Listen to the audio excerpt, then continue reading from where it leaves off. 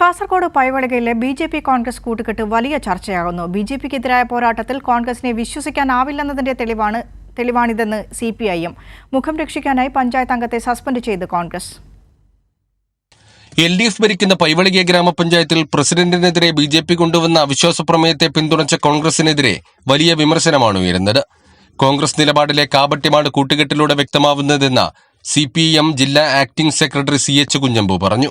കാലത്ത് BJPയോട് കോൺഗ്രസ് എടുക്കുന്ന നിലപാടിൻ്റെ രാഷ്ട്രീയമായ നിലപാടിൻ്റെ ഒരു ഫലമാണ് എന്നാണ് എനിക്ക് തോന്നുന്നത്. കാരണം എന്താ പറഞ്ഞാൽ വലിയ AK ആന്റണിയുടെ മകൻ കോൺഗ്രസ്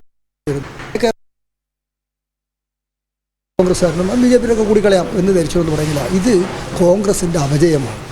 വർഗീയതക്കെതിരായിട്ടുള്ള കോൺഗ്രസിൻ്റെ സമരമെന്ന് അല്ലെങ്കിൽ കോൺഗ്രസിൻ്റെ പ്രചരണമെന്ന് പറഞ്ഞത് ഒരു കാപട്യമാണ്.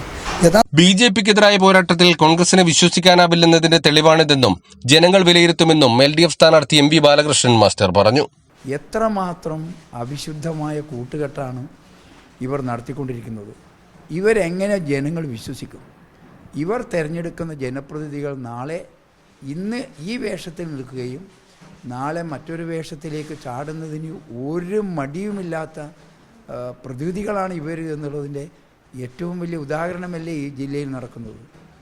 കോൺഗ്രസ് നിലപാടിൽ പ്രതിഷേധിച്ച് 2 മുസ്ലിം ലീഗ് അംഗങ്ങൾ LDFന് വോട്ട് ചെയ്തതോടെയാണ് BJPയുടെ അവിശ്വാസ നീക്കം പരാജയപ്പെട്ടത്. BJPയെ പിന്തുണച്ച കോൺഗ്രസ് നിലപാടിനെതിരെ UDFൽ മുസ്ലിം ലീഗ് പ്രതിഷേധം അറിയിച്ചിട്ടുണ്ട്.